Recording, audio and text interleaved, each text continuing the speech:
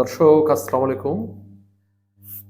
একটি অত্যন্ত আশ্চর্য, লোমহর্ষক এবং কতটুকু নির্দয় হলে এরকম করা যায় তারই প্রমাণ দিলেন শেখ হাসিনা আবারও। একটি রিপোর্ট বেরিয়েছে। আমি বরং পড়িয়ে আপনারা একটু শুনুন।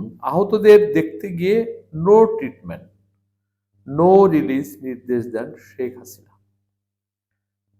৫ আগস্টের আগের ঘটনা, যখন তুমুল আন্দোলন চলছিল জুলাইয়ে, সে সময় ছাত্ররা যখন আহত হচ্ছিল, আ ও তারপরে হত্যা হচ্ছিল, সে সময় শেখ হাসিনা কিন্তু আ মা টিভি ভবন, তারপরে মেট্রো রেল, এই সমস্ত যে ভাঙচুর হয়েছিল সেগুলো দেখতে গিয়েছিল এবং তার জন্য কিন্তু অনেক মানে আহাজারি করেছে, কান্নাকাটি করেছে। তখন প্রশ্ন উঠেছিল যে যারা আহত হলো এই আন্দোলন করতে গিয়ে, এই বা ফ্যাসিবাদী বিরোধী আন্দোলন করতে গিয়ে, তো তাদের তো শেখ হাসিনা একবারও দেখতে গেলেন না। তো তারা, প্রধানমন্ত্রী শেখ হাসিনা তো দেশের অভিভাবক, তাহলে কেন গেলেন না ছাত্রদের দেখতে? তখন কিন্তু তিনি বিভিন্ন হাসপাতালে ঘুরে ঘুরে এগুলো দেখেছেন এবং সেই দেখার মধ্যে দিয়ে তিনি যেটা করেছেন, তিনি বরং বলেছেন যে যারা ট্রিটমেন্ট নিতে আসছে তারা তো তার শত্রু, সেই কারণে সে বলেছে যে কোনো ট্রিটমেন্ট দিবেন না এবং রিলিজ দিবেন না।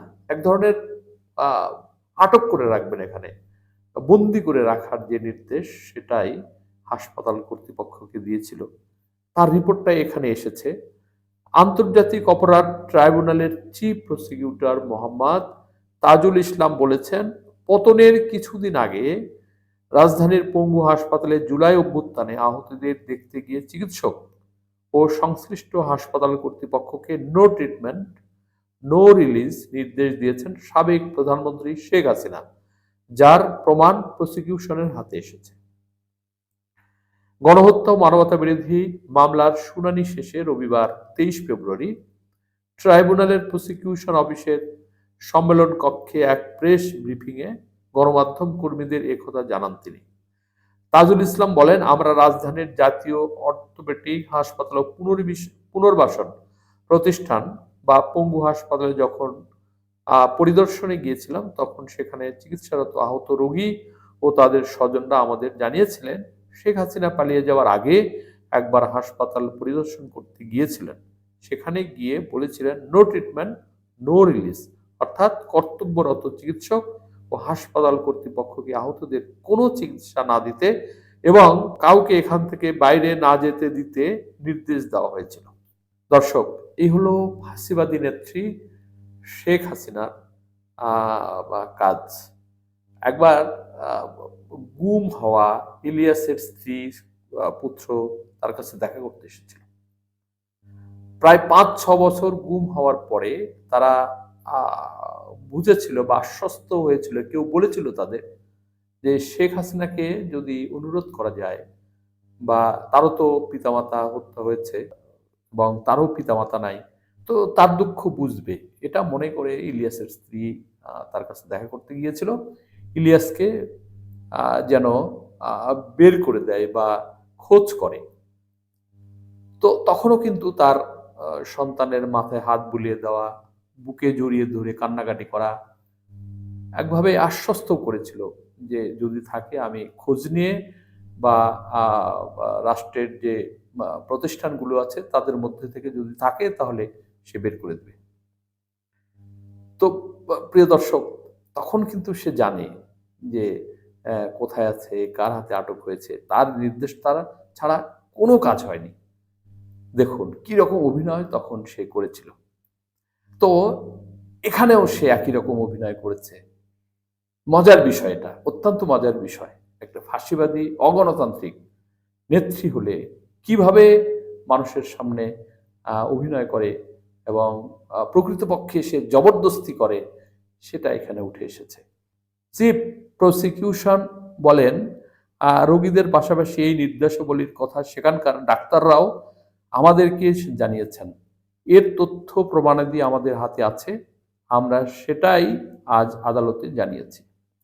সাংবাদিকদের আর প্রশ্নের জবাবে তিনি বলেন, জুলাই আগস্ট গণঅভ্যুত্থান চলাকালে আমাদের সেসব সন্তানরা শহীদ হয়েছেন, তাদের মৃতদেহ প্রশাসনের নির্দেশে সুরতহাল করতে দেওয়া হয়নি, কাউকে কাউকে ডেথ সার্টিফিকেটও দেওয়া হয়নি। এমনকি গুলিবিদ্ধ অবস্থায় হাসপাতালে যাওয়ার পর যারা সেখানেই শহীদ হয়েছেন তাদের ডেথ সার্টিফিকেটে গুলিতে মারা গেছে এই কথাটিও লিখতে দেওয়া হয়নি।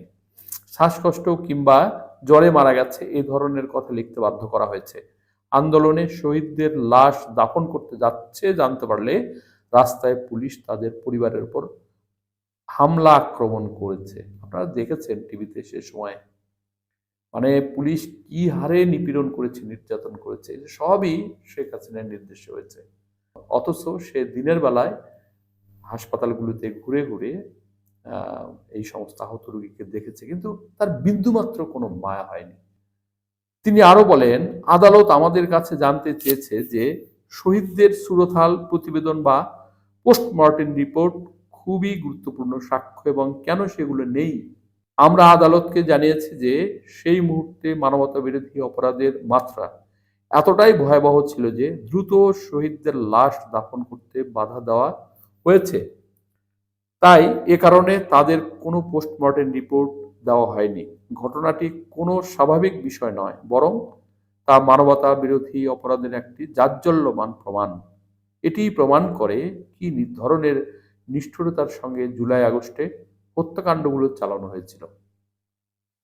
সাবেক প্রধানমন্ত্রী শেখ হাসিনার এমন নির্মমতার প্রমাণগুলো যথাযথ প্রক্রিয়া অনুসরণ করে যাচাই বাছাই ও ফরেনসিক করার পর গণহত্যা ও মানবতা বিরোধী মামলার প্রমাণের সঙ্গে সম্পৃক্ত করে আদালতের কাছে হস্তান্তর করা হবে বলে জানান তিনি। প্রিয় দর্শক, আমি আসলে পুরোটাই বললাম। কি বিভৎস এবং কি ভয়াবহ মন ফাঁসিবাদী নেত্রী, ফলে তার পালানো ছাড়া কোনো উপায় ছিল না। আমাদের দেশের ছাত্র জনতা তাকে বিন্দুমাত্র ছাড় দেয়নি এবং গত 15.5 বছরে তাকে বিভিন্ন সময় বিভিন্ন বক্তব্যে এবং বিভিন্ন কার্যক্রমে তাকে দেশের মানুষ চিনে ফেলেছিল। ফলে তাকে আন্দোলন ছাড়া এবং এত শহীদের রক্তের বিনিময়ে তাকে তাড়ানো ছাড়া কোনো উপায় ছিল না। দর্শক, আজ এ পর্যন্তই। ভালো থাকবেন। আল্লাহ হাফেজ।